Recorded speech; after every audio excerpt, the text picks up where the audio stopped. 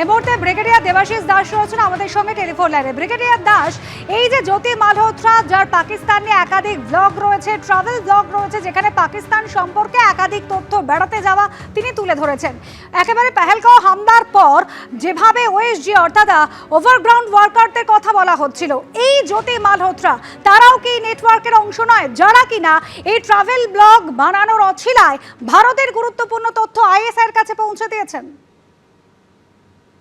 হ্যাঁ, দেখুন, ওনার বিরুদ্ধে যদি যথাযথ প্রমাণ থাকে তাহলে তো আমার মনে হয় কঠোরতম সাজা দেওয়া হওয়া উচিত, এবং এমন একটা উদাহরণ এনাদের নিয়ে করা উচিত যাতে ভারতবর্ষের অন্যান্য নাগরিকরাও যারা এই খেলাটা খেলছেন বহুদিন ধরে তারাও একটু সামলে যান। কারণ আমাদের দেশের আইনে এই মুহূর্তে এই যারা একটু অন্যান্য ব্যাক চ্যানেল দিয়ে কখনো কেউ গান গাইবার জন্য, কখনো সিনেমার ব্যাপারে, কখনো খেলোয়াড়, কখনো এই যারা ইউটিউবার, এদের মধ্যে অনেকেই দেখা যায় নিজস্ব চ্যানেল বা নিজস্ব কেরিয়ার বা নিজস্ব কোনো লাভের জন্য অনেক সময় দেশের সাথে কম্প্রোমাইজ করে। সবাই যে করে তা না।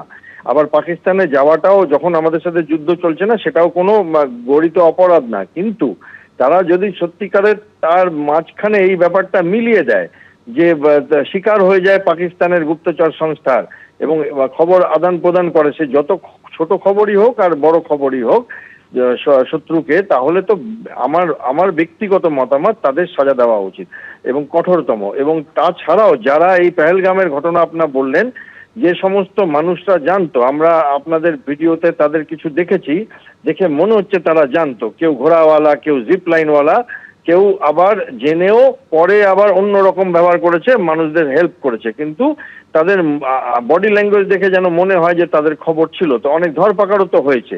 এবার ওভারগ্রাউন্ড ওয়ার্কার যারা, তারা গুপ্তচর বৃত্তির সাথে সরাসরিভাবে যুক্ত বা প্রত্যক্ষভাবে পরোক্ষভাবে যারা যুক্ত, তাদের সবাইকে এক সারিতে বসিয়ে আমার মনে হয় ভারতে কোনো আইন আনা উচিত যেখানে কঠোরতম ব্যবস্থা নেওয়া যেতে পারে, কারণ এইভাবে তারা দেশের বহু ক্ষয়ক্ষতি করে দিতে পারে নিজের স্বার্থ সিদ্ধির জন্য। ধন্যবাদ ব্রিগেডিয়ার দাস। सत श्री अकाल, सलाम, नमस्ते। हिंदुस्तानी पाकिस्तानी बहन बहन, welcome to Pakistan. Pakistani currency जो मेरी लास्ट टाइम बच गई थी ना, ये है अपनी लगभग 6500 PKR है।